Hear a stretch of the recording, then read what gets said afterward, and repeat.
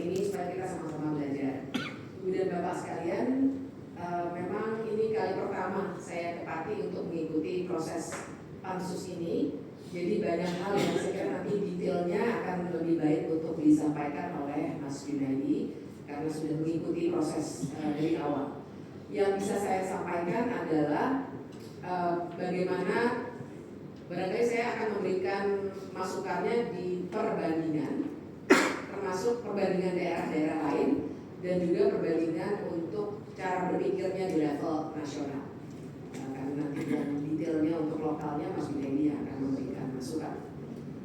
Yang jelas Ibu dan Bapak sekalian, izinkan saya menggunakan layar yang ada untuk memberikan perbandingan itu.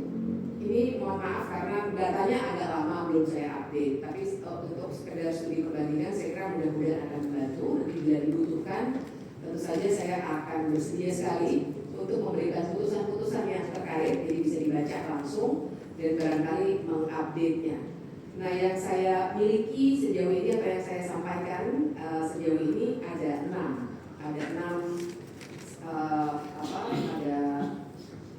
kasus yang sudah pernah terjadi yang terkait dengan pemakzulan.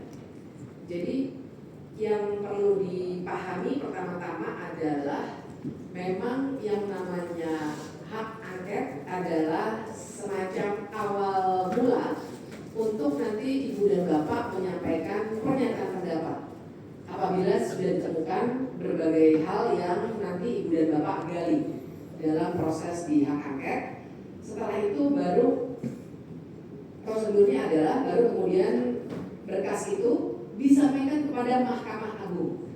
Jadi kalau pemakzulan levelnya Presiden Wakil Presiden ke Mahkamah Konstitusi, tapi kalau untuk level Bupati, Gubernur, Wali Kota ke Mahkamah Agung.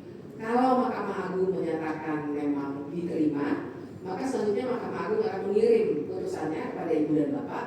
Setelah itu baru Ibu dan Bapak kembali memutuskan, ada quorumnya yang juga sudah dijelaskan, kemudian memutuskan apakah akan memakzulkan Bupati. Kira-kira begitu singkatnya. Nah, sekedar untuk memberikan ilustrasi, misalnya yang saya catat, pernah dulu sekali 2013 ketika proses pemakzulan ini bisa dilakukan, Bupati Garut Aceh Fikri, dan tuduhannya waktu itu poligami. Kok poligami jadi urusan publik? Tentu saja, karena kalau semua orang yang masuk ke wilayah publik, maka dia harus punya akuntabilitas yang lebih tinggi daripada warga biasa. Jadi standarnya memang berbeda. Nah, waktu itu Ibu dan Bapak Bupati Garut di perkaranya dikabulkan oleh Mahkamah Agung. Dan waktu itu kira-kira Mahkamah Agung mengatakan perkawinan dalam jabatan itu tetap melekat dalam diri pribadi bersangkutan. Nah, waktu itu karena ingin melawan, Bupati Aceh Fikri kemudian minta fatwa ke Mahkamah Konstitusi, tapi ditolak. Karena memang tidak bisa Mahkamah Konstitusi memberikan fakta. Mahkamah Konstitusi hanya memutus berdasarkan perkara yang masuk ke dirinya. Kemudian pernah juga Bupati Karo 2011-2014, dan waktu itu perkaranya adalah memasukkan ijazah dan menolak membentuk Badan Penanggulangan Bencana Daerah saat bencana Gunung Sinabung. Nah, waktu itu juga dikabulkan oleh Mahkamah Agung, dikabulkan dan kemudian singkat kata diproses oleh DPRD-nya, kemudian keluar surat keputusan dari Presiden yang memberhentikan beliau. Kemudian pernah juga Bupati Katingan, Kalimantan Tengah, kasusnya perselingkuhan. Nah, tapi yang unik di sini adalah kalau Ibu dan Bapak melihat di layar, ini nomor 3. Ini juga dikabulkan Ibu dan Bapak. Yang unik adalah awalnya adalah perselingkuhan, tapi kemudian dikembangkan menjadi kasus pidana korupsi pada 2019. Ada korupsi 7,8 miliar terkait dana APBD. Nah, waktu itu putusan Mahkamah Agungnya bilang ini pidananya ya, Mahkamah Agung pidana juga mencakup pencabutan hak politik. Ada lagi yang dikabulkan lagi, Wakil Bupati Gorontalo, Fadli Hasan. Dia dugaannya meminta fee proyek dan menyalahi sumpah jabatan. 2018 dikabulkan oleh Mahkamah Agung. Ada lagi waktu itu Wali Kota Surabaya Tri Risma hari ini, kita semua tahu beliau adalah mantan Mensos.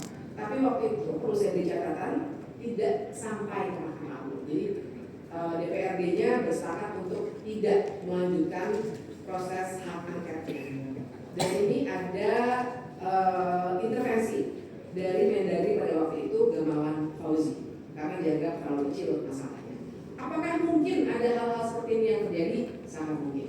Karena bagaimanapun kami sebagai orang yang bergerak di bidang hukum tata negara bisa menyampaikan aspek hukumnya, bagaimanapun nanti ibu dan bapak yang akan menggunakan kewenangan politik ibu dan bapak untuk melanjutkan atau tidak melanjutkan. Tapi saya kira dengan situasi seperti ini terbijaksana adalah untuk melanjutkan.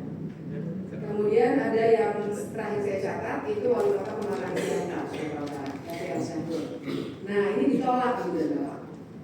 Ini ditolak, ada beberapa alasan di sini. Nah tapi dengan catatan-catatan itu yang ingin saya katakan adalah nanti bisa digali lebih lanjut. Jadi izinkan saya menutup di sini untuk menutupnya dengan catatan bahwa proses ini nanti betul akan larinya ke Mahkamah Agung sehingga orang punya kecenderungan berpikir bahwa ini proses hukum murni. Tapi tentu saja kita paham proses hukum itu dibuat untuk menjaga koridor akuntabilitas dari pekerjaan ibu dan bapak sekalian dan akuntabilitas dari bupati.